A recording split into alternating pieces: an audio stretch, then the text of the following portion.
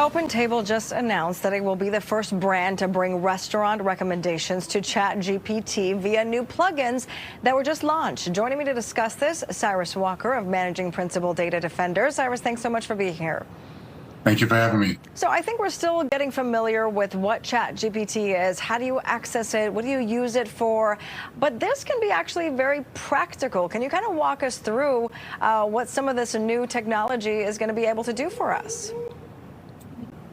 So ChatGPT is basically going to make life easy for us in this regard. So with the OpenTable development of using the chatbot to help consumers find restaurants and tables, it's going to make that process a lot easier and quicker to do. So instead of having to search through each restaurant to find a table, ChatGPT is going to do that for you.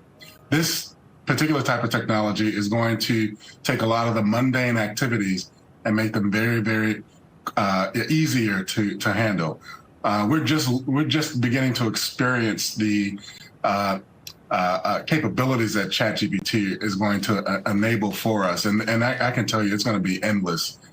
This isn't going to be the last time that we hear of a company adopting ChatGPT to use it to streamline service delivery to consumers. So what is the concern here? Because, of course, when you use AI technology, you kind of worry, A, if there's glitches in the system, for one. If you actually make a reservation through this thing, does it actually work? But also, you know, companies may be trying to influence where you go, what you do with how this spits out information. I mean, what's the concern with all this? So companies are always going to be trying to influence consumers their way. I mean, that's why they're in business, to provide services. But the concern here is not necessarily with how ChatGPT is going to be used to make life easy. The concern really is in how ChatGPT is going to be used to create a more robust threat vector against consumers and businesses, kind of like what we're seeing today. We haven't seen that yet, but we believe that that is immediately on the horizon.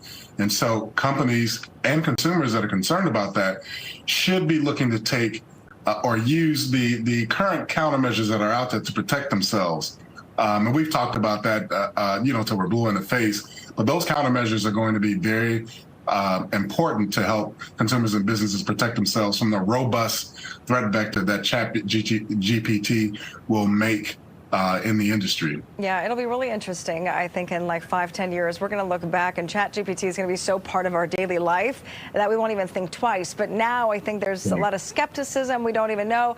If you are a consumer who hasn't used this technology yet, how would someone kind of get involved and maybe start using it? Because I know some people are using it to even write essays to, help them with all sorts of schoolwork. So I know the education system is trying to figure out how to use this properly. It's kind of a mess right now because there's a lot of panic out there.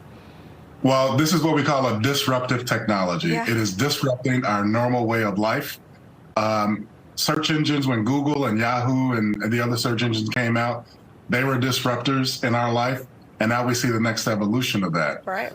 People are still figuring out how to use ChatGPT or the impact that it's going to have on daily life or on their business workflows or whatever concern that there might be.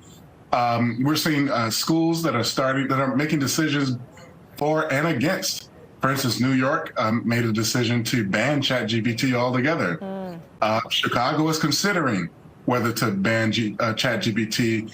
They see some benefit in allowing their students to use it. So it's going to be hit or miss depending on the institution or the region that is taking on this consideration. Yeah, that's why we have to keep having these conversations because we're constantly learning. So Cyrus Walker, thank you so much for your expertise tonight. Have a great weekend.